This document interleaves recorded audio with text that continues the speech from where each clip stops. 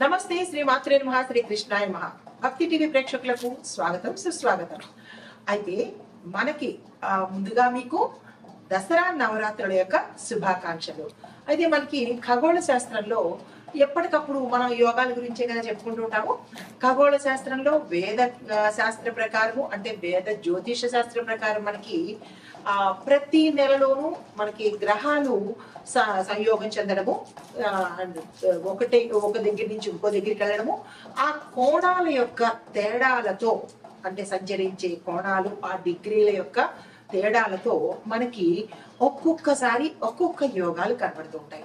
అయితే ఇప్పుడు మనకి పితృపక్షాలు అనగా అయిపోతున్నాయి కదా. సెప్టెంబర్ 20 నుంచి మనకి కొన్ని నెలల పాటు ఈ షడాష్టక యోగం ఏర్పడబోతోంది. అది ఎవరి వల్ల అంటే కనుక కర్మ ప్రదాత, కర్మలకు అధిపతి, న్యాయ నిర్ణేత, వీటన్నిటికీ అధిపతి అయినటువంటి శని భగవానుడు, శనిదేవుడు కుజుడితో కలిసి 150 డిగ్రీల కోణంలో మనకి అంటే ప్రస్తుతము శని భగవానుడు మీనరాశిలో తిరోగమన స్థితిలో సంచారం చేస్తున్నాడు.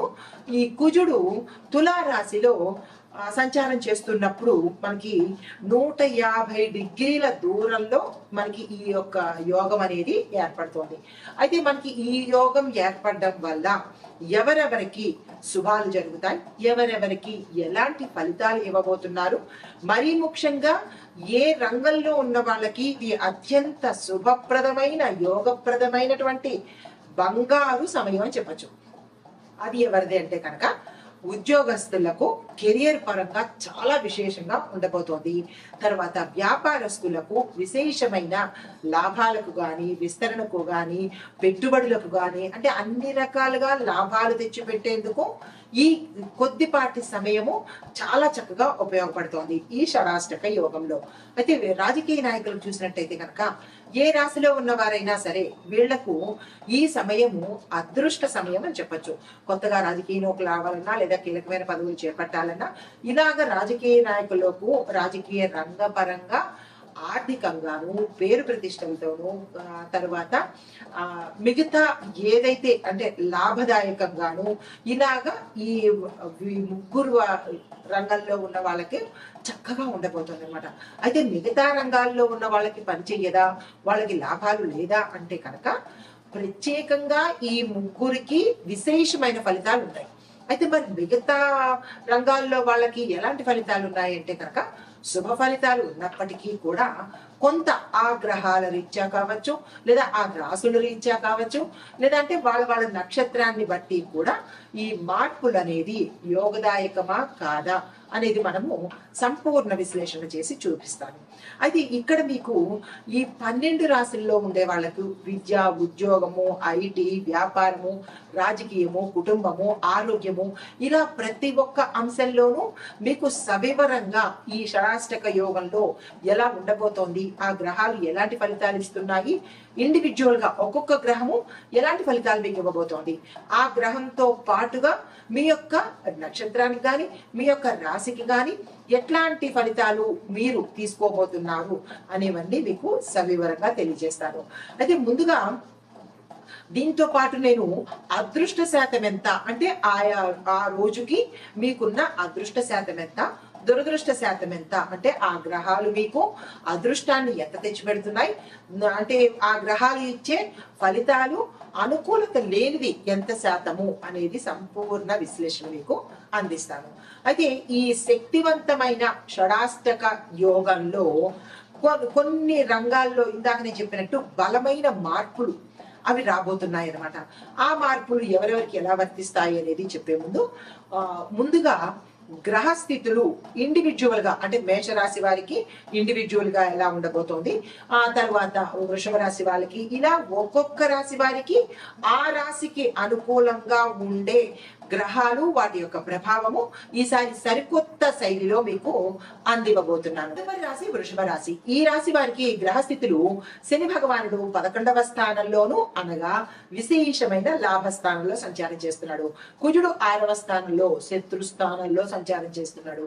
గురుడు 1వ స్థానంలో అంటే జన్మరాశికి బలమైన ప్రభావము ఉండబోతోంది. ఎవరైతే ఈ గురువు 1వ స్థానంలో లగ్నంలో ఉన్నాడో ఆ లగ్నాధిపతి గురువు అయిన వాళ్లకు కొంత బలమైన రిజల్ట్స్ వచ్చే అవకాశం కనబడుతోంది. అది వ్యక్తిగత జాతకంలో మనకి తెలుస్తుంది అనమాట. అయితే ఫలితాలు ఏంటంటే విద్యార్థులు చూసుకున్నట్టయితే కనుక పోటీ పరీక్షల్లో సక్సెస్ సాధిస్తారు. ప్రత్యేకంగా బ్యాంకింగ్, సివిల్స్ ఈ రెండు ఎవరైతే ప్రిపేర్ అవుతున్నారో వాళ్ళు సక్సెస్ సాధించే అవకాశం ఎక్కువగా కనబడుతోంది. అయితే ఉద్యోగస్తులు చూసుకున్నట్టయితే కనుక లాంగ్ పెండింగ్ ట్రాన్స్ఫర్స్ అంటే కొంతకాలంగా ఎప్పటికీ ట్రాన్స్ఫర్స్ రాకపోవడము, ఏరియర్స్ రాకపోవడము, మీరు అనుకున్న కేడర్స్ కూడా పోస్ట్ పోన్ అవ్వడం కానీ లేదా ఎవరైనా తీసేసుకోవడం కానీ ఇలాంటి డిస్టర్బెన్సెస్ ఏదైనా లాంగ్ టర్మ్ లో మీరు అనుభవిస్తున్నట్టయితే కనుక ఈ సమయంలో మీకు మీ సుపీరియర్స్, మీ పై అధికారులు మీ పేరుని సజెస్ట్ చేసే అవకాశాలు ఎక్కువ కనబడుతున్నాయి. తర్వాత వ్యాపారాలు, ఐటీ రంగంలో చూసుకున్నట్టయితే కనుక రుణాల నుంచి అంటే ఉద్యోగస్తులు, వ్యాపారస్తులు రుణాల నుంచి బయటపడిపోతారు.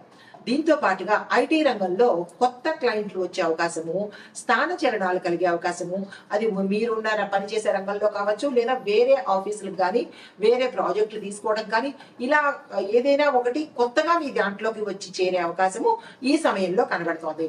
రాజకీయ రంగం చూసినట్టయితే కనుక సమాజంలో పేరు ప్రతిష్టలు, గౌరవాలు పెరగడంతో పాటు స్థానికంగా మీ యొక్క కూటమిలో విజయం సాధించే అవకాశాలు ఎక్కువ కనబడుతున్నాయి. కొత్త పదవులు కూడా మీరు తీసుకునే అవకాశం ఎక్కువగా కనబడుతోంది. అయితే ఆరోగ్యపరంగా చూసినట్టయితే కనుక మధుమేహము తీవ్రతరం అవ్వడము, బరువు పెరగడము ఇలాంటి సమస్యలు వచ్చే అవకాశం కనబడుతుంది. ఓబేస్ అన్నమాట. ఇలాంటివి ఏమైనా మీకు గమనిస్తే వాటిని తగ్గించుకునే ప్రయత్నం చేసుకోండి. కానీ కొంత శాతము మీరు ఎక్కువగా శ్రమ పడవలసిన పరిస్థితి ఆరోగ్యం కోసము. ఇతరత్ర ఆహార నియమాలు వదిలిపోని అంటే బయట తినడాలు కానీ వేరే చోట నుంచి తినడాలు కానీ ఇలాంటివి తగ్గించుకుని సొంతంగా చేసుకునే ప్రయత్నం చేసినట్టయితే కనుక కొంత మంచి జరిగే అవకాశం కనబడుతుంది. కుటుంబపరంగా చూసుకున్నట్టయితే కనుక వంశవృద్ధికి సంబంధించినటువంటి శుభవార్తలు వింటారు. అంటే మీకు సంతాన యోగాలు ఎక్కువగా కనబడుతున్నాయన్నమాట. అయితే కొత్త ఆస్తులు కూడా కొనుక్కునే అవకాశము గోచరిస్తోంది. దానికి సంబంధించినటువంటి ప్రయత్నాలు చేసుకోండి. అయితే అదృష్ట దురదృష్ట శాతాలు అంటే అనుకూలత ప్రతికూలతలు ఎలా ఉన్నాయంటే 82% అనుకూలతలు, 18% ప్రతికూలతలు కనిపిస్తోంది. అంటే చాలా తక్కువ శాతం. కాబట్టి మీరు ఏ ప్రయత్నాలు చేసుకున్నా ఈ సమయాన్ని ఉపయోగించుకునే ప్రయత్నం చేసుకోండి. అయితే దర్శించవలసిన దేవాలయాలు కనకదుర్గమ్మ ఆలయాలతో పాటుగా క్షేత్రాలు కూడా దర్శించుకుంటాము, వెడతాము అని అనుకుంటే తక్షణమే అమ్మవారి ఆలయాలు దర్శించుకోవడంతో పాటు అక్కడ మీ పేరిట ఒక పూజ కానీ ఒక దానం కానీ చేసుకున్నట్టయితే కొంత మీకు జాతకరీత్యా ఇబ్బందులు ఉంటే తొలగిపోయే అవకాశం ఉంది. అయితే మరి దానాలు ఏమి ఇవ్వాలి అంటే కనుక ఆకుపచ్చకి సంబంధించిన వస్త్రాలు, ఆకుపచ్చ పెసలు, దీంతో పాటు గోధుమలు కూడా దానంగా ఇచ్చినట్టయితే విశేషమైన ఫలితాలు పొందే అవకాశం కనబడుతోంది. అయితే మీరు పఠించవలసిన మంత్రము ఓం నమ శివాయ అనే మంత్రము 11 మాలలు అంటే ఒకసారి 108 అంటే ఒక మాల, అలాంటి మాలలు మీరు 11 సార్లు తిప్పాలన్నమాట. అయితే మీకు అదృష్ట సూచికలు ఏంటంటే మీకు కలిసి వచ్చే రంగు ఆకుపచ్చ, పసుపు రంగు, వారాలు శుక్రవారము, బుధవారము, కలిసి వచ్చే సంఖ్యలు 2, 6 అది సింగిల్ గా కానీ లేదా డబల్ సంఖ్యల్లో ఉన్నా కానీ 6 చివరగా రావాలి, 2 చివరగా రావాలి. ఇవి చూసుకుని ఈ అదృష్ట సంఖ్యలు పాటించుకుని మీరు ఏ పని మీద వెళ్ళినా, ఏ కార్యం చేపట్టినా, ఎందులోనైనా కొత్తగా వెళ్ళాలన్నా ఇలాంటి వాటికి ఇది చాలా అనుకూలమైన విషయాలు మీకు నేను అందిస్తున్నాను. అయితే ఇక్కడ మరొక విషయం ఏంటంటే ఈ దసరా నవరాత్రుల్లో మనకి అమ్మవారికి పూజ చేయడంతో పాటు మీరు ఏ కొత్తగా స్టార్ట్ చేసినా, వ్యాపారం స్టార్ట్ చేయాలన్నా, ఉద్యోగంలోకి వెళ్ళాలన్నా శుభముహూర్తాలు అవసరం లేదు. ఏ పని ప్రారంభించాలన్నా ముహూర్త నిర్ణయం అక్కర్లేకుండానే మీరు ప్రారంభించుకోవచ్చు. అయితే ఈ పరిహారాలన్నీ పాటించుకుంటూ ఈ శుభ తిథులు, శుభ సమయాలు, శుభ తేదీలు పాటించుకుంటూ మీ కార్యక్రమాలు చేసుకుంటూ ఆ శని భగవానుడి యొక్క, కుజుడి యొక్క అనుగ్రహం సంపూర్ణంగా పొందాలి అని కోరుకుంటూ నమస్తే.